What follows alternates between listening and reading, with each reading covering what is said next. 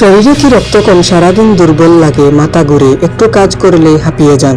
তাহলে একটা প্রশ্ন, আপনার প্রতিদিনের খাবারে কি এমন কিছু আছে যা শরীরকে হিমোগ্লোবিন তৈরিতে সাহায্য করতে পারে? আজ বলবো এমন 5টি খাবারের কথা। এই 5টি খাবার আপনার সুষম খাদ্যের অংশ হিসাবে খেলে আপনার শরীরে কখনো রক্ত স্বল্পতা হবে না। 1 নম্বরে বলবো রক্ত বৃদ্ধির জন্য গরুর মাংস। গরুর মাংসে রয়েছে রক্তে হিমোগ্লোবিন তৈরির জন্য প্রয়োজনীয় পুষ্টি, পাশাপাশি শরীরের শক্তি ও কোষ তৈরির জন্য সাহায্যকারী প্রোটিন। এতে এমন একটি গুরুত্বপূর্ণ পুষ্টি থাকে যা স্বাভাবিক রক্তকণিকা তৈরিতে সাহায্য করে।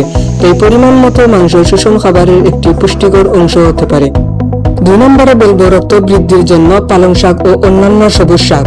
সবুজ শাকে রয়েছে রক্ত তৈরির সাহায্যকারী পুষ্টি, পাশাপাশি চোখ, ত্বক ও শরীরের স্বাভাবিক রোগ প্রতিরোধ ক্ষমতা বজায় রাখতে সাহায্য করে। এতে থাকা ফলেট জাতীয় পুষ্টি নতুন রক্তকণিকা তৈরির জন্য গুরুত্বপূর্ণ ভূমিকা রাখে। আর শাকে থাকা ভিটামিন সি খাবার থেকে পাওয়া আয়রন শরীরে শোষণ করতে সাহায্য করে। 3 নম্বর রক্ত বৃদ্ধির জন্য মসুর ডাল ও ছোলা। ডাল ও ছোলায় রয়েছে রক্তে হিমোগ্লোবিন তৈরির প্রয়োজনীয় আয়রন জাতীয় পুষ্টি, পাশাপাশি শরীরে পেশি ও কোষ তৈরির জন্য প্রয়োজনীয় প্রোটিন।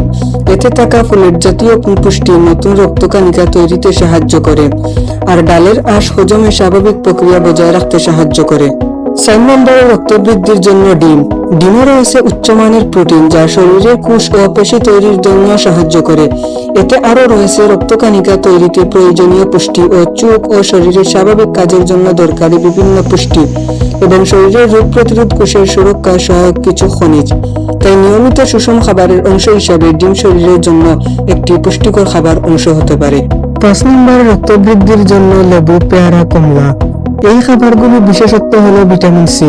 ভিটামিন সি শরীরের রোগ প্রতিরোধ ক্ষমতা স্বাভাবিক রাখতে সাহায্য করে এবং সবচেয়ে গুরুত্বপূর্ণভাবে শাক, ডাল ও অন্যান্য পুষ্টিগুণ খাবার থেকে পাওয়া পুষ্টি আয়রন শরীরে শোষণ করতে সাহায্য করতে পারে।